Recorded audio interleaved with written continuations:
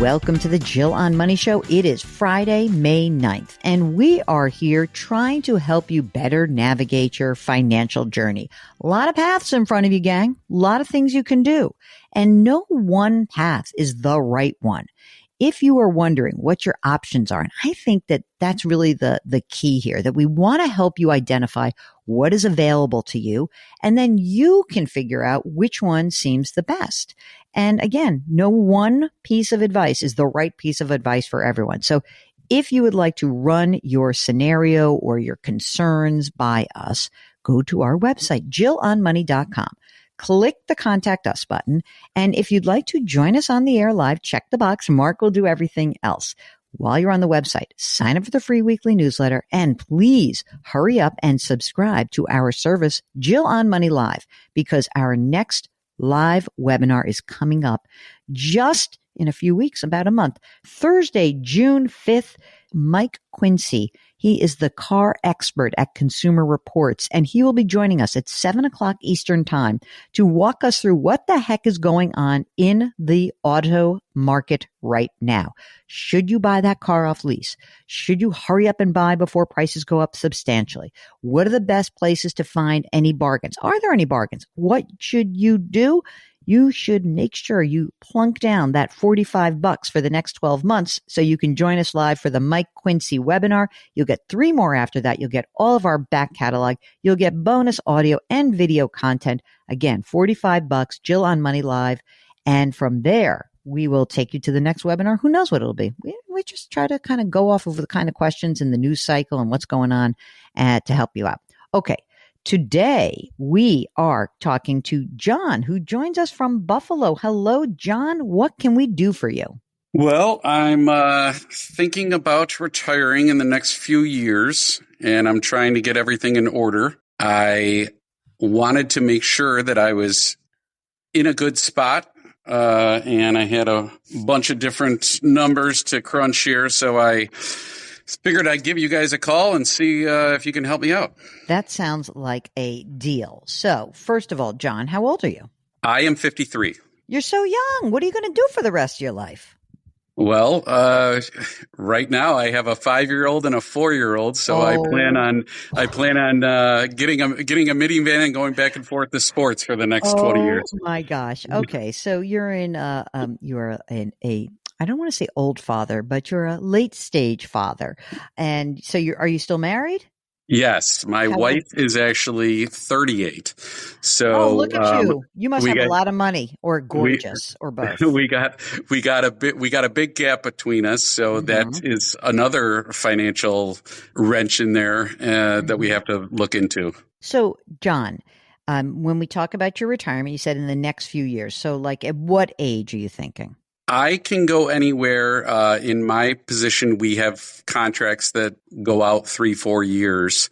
And so my next contract is due up at the end of 2028. And then if that contract, we get a new contract, it could be 3 years after that. So I can go ideally at the end of 28. 20, I would like to have a contract in place at the end of 28, so I can either decide on, the end of 28 or possibly 30. How much do you earn right now? Right now I earn around 140. And does your wife work, or is she busy with that 4 and 5-year-old? Oh, no, she works and she makes about 70. Is your job, do you have any pension benefit? I do. Tell me about that. We have a good setup where I work. My pension should be at the end of 28, should be around $100,000 a year. Whoa. All right.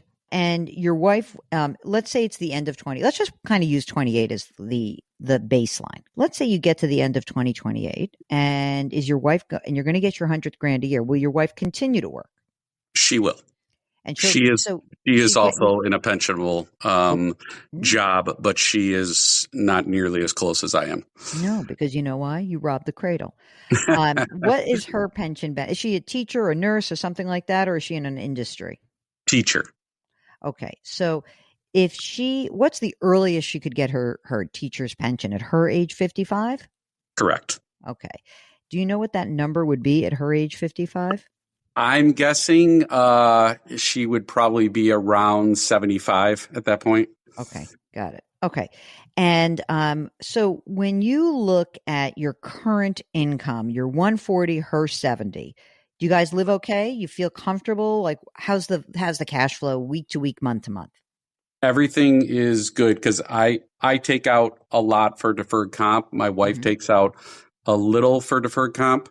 The rest of it, we live pretty comfortably, and we still are able to do, the things, You want to do. small trips for the kids and a nice house and decent cars. Okay, great. If you were to guess what your real monthly expenses are, do you know that number? I would say comfortably it would be about 5,000 Okay. for So expenses. okay. And if you were to retire at the end of 28, what happens healthcare wise for you? Will you have healthcare coverage or would you get it through your wife's job? Currently, with my current contract at the end of 28, if I left before then, my family would have lifetime health care. Oh my God, that's amazing. Fantastic. Okay. So how about the money you guys have saved? Tell us what you guys have. You said you're putting a lot away for deferred comp. So what do you have in deferred comp? As of yesterday, I have about 900 in deferred comp. Okay. What about her? She does not have as much. She probably has 50K in deferred comp. Do you have any, I'm sorry, I forgot to ask you, that money, is that all traditional, not Roth? Is it mostly traditional? It's mostly traditional. I have about I have another account, a separate account, that has about 375 in it. And that is stocks and, mutual funds and things like that. And I have only about 45 in an IRA. Okay. So the 375, that's just a plain old brokerage account? The 375, yes. It is a brokerage account that I have through a friend of mine. What do you mean a friend of yours? A financial advisor or some guy who's oh, he's a broker and he threw it in an account for me? A certified financial planner, best man at my wedding since so I guess kindergarten. we're not going to be able to fire him. We will not be firing him. I understand. Okay. So it sounds like you know that you're in okay shape. I mean, so let's keep working through this. Any other assets? You said the 40 grand is, IRA, 375 in a brokerage, 950 for your combined retirement accounts. Anything else that's floating around out there in terms of an asset? I have a house that will probably be, I have about 20 years left on my mortgage, but the house is almost doubled in value. What's it worth? About 657. Okay. And how much remains on the outstanding balance of the mortgage? About 330. And what's the interest rate? 2.8. That's beautiful. Any rental property, anything like that? No, I do. I do have a sick buyback program through my work that I will be able to sell upon retirement. Sell my sick days back. How much is that worth? It'll be worth about $140,000. You get 50% the first year, 25 the second year, 25 the third year. Wow. Holy moly. So 70, 35, 35 is what we're looking at. Ballpark, yeah. Yep.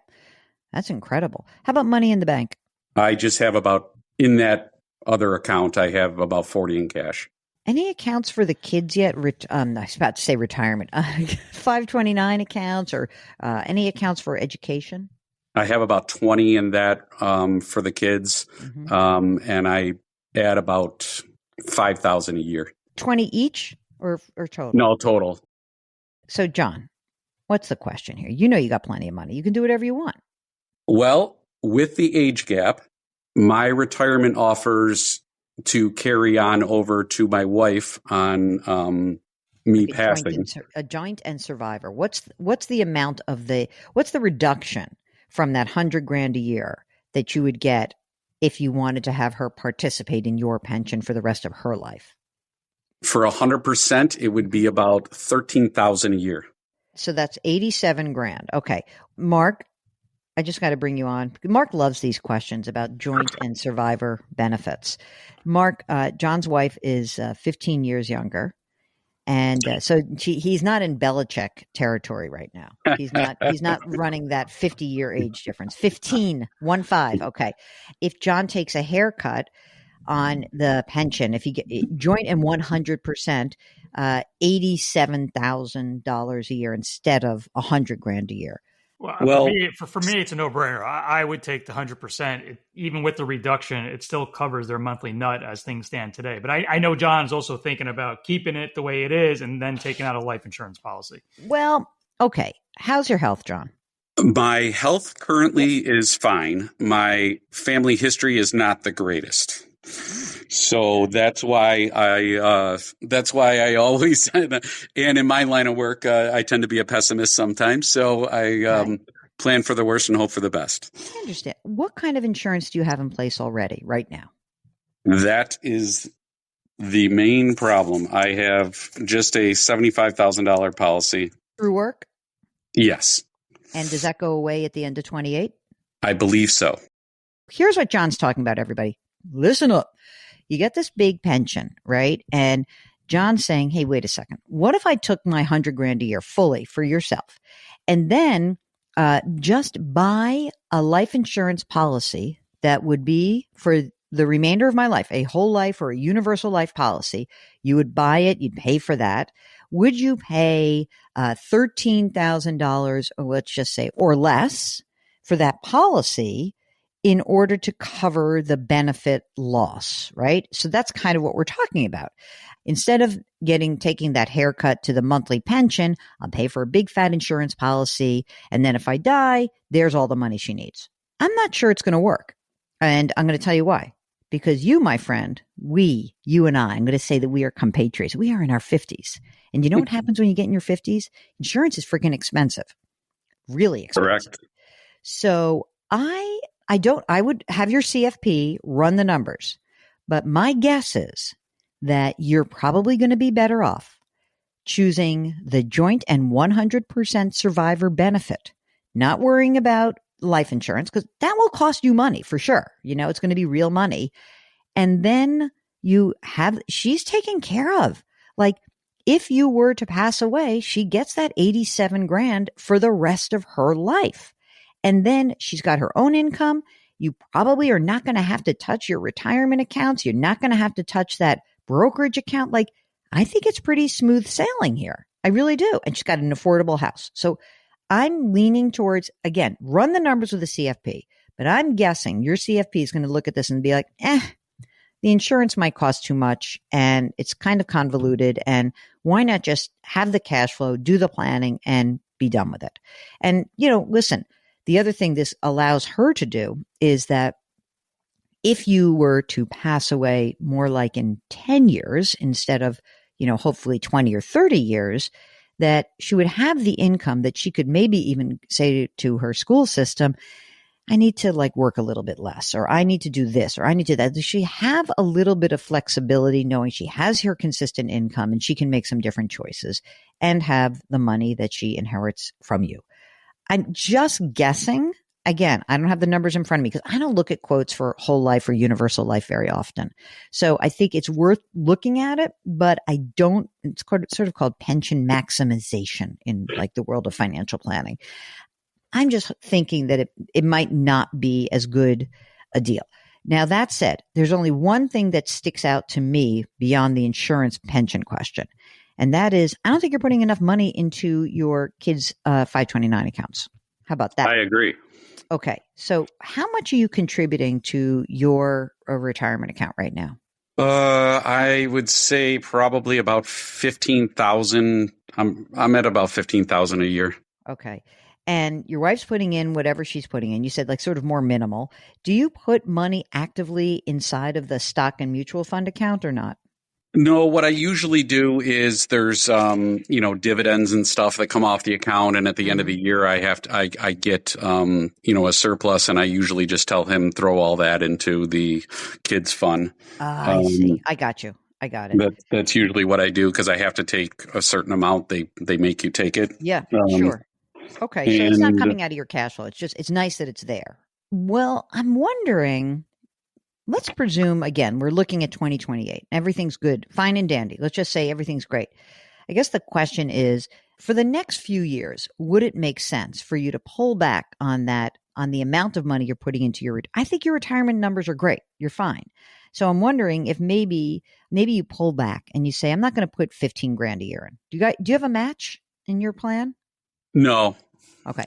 So maybe instead of saying 15 grand a year, what I might do is say like, let me put like 5 grand a year, 5 to 10 grand a year, maybe just 5, and take that extra 10, pay the tax on it, and use that money along with your dividend and interest from your brokerage account, and put more money from those two funnels into your kids' 529 accounts.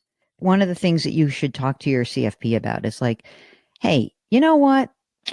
The kids are so young and I really want to get some more money into their 529s. Maybe just say out of the 375, can you free up some money? Not like everything, but let's say you sold $50,000 of stuff just to clean it up a little bit, right? Say, we want to like clean it up, have fewer holdings, take the 50 grand, pay the tax on it, then put $20,000 each into the kids' accounts, in those 529 accounts. And then you're kind of supercharging them. You just want them to get some more money in that so that can see the same kind of growth that your stock and mutual fund portfolio sees, right? We just want to get some money in there, get the clock going. And, if you could do that this year, maybe do it again next year, and then I think you're really in a place where you are able to supercharge those 529 accounts. You don't have to like sell everything. It's just like, it's a nice way to clean it up also. What do you think of that? I actually like that idea a lot. I'm also a little bit concerned that pretty much everything I have in savings is pre-tax. My deferred comp is, 100% pre-tax. Everything that would come out of my sick incentive is pre-tax. Everything that I sell from the other account would be taxable. So that's why I think that getting some money into those 529s, which are such tax efficient vehicles, right? As long as one of the kids goes to college, that's all you need. You don't even need both of them. And then that's why I'm saying pull back on the amount you're putting into the deferred comp right now. It's okay. Yeah, honestly, 5 grand a year for the next few years is fine. Use that money. Get the account, the brokerage account cleaned up, supercharge your 529, and let's move on. And then you can look ahead. If 2028 comes and you get a contract and you're like, you know what, Jill, I love this. I'm going to keep doing it. Keep doing it. Nothing bad's going to happen. It's just more time for you to work and put more money into the kids' college stuff.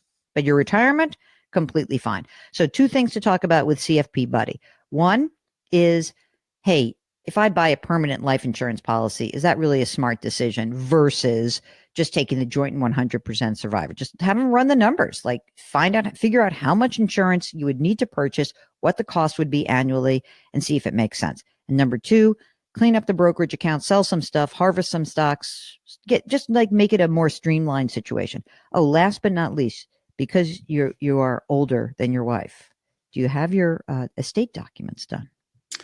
I do not. I've been looking into setting up a trust. Why? The pessimist in me wants to make sure that everything is in line for her in case. You don't need a trust for that. I mean, you could do it, but just think about this. I want you to think about this with me for a second. Most of the money is going to pass by contract, meaning retirement account goes to her by contract.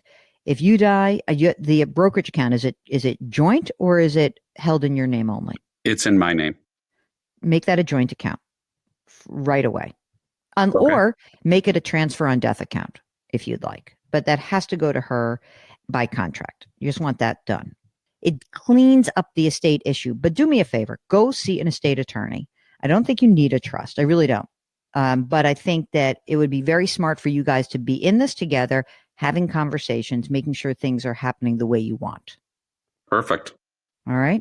That's it. You're done. John from Buffalo, thank you for joining us. If you have a big age difference with you and a spouse, first of all, come on the show. I get to tease you mercilessly. I mean, it's just fabulous for me. I'm just kidding. But listen, your circumstances are somewhat different. And as John articulated, he's got a wife who's going to probably outlast him.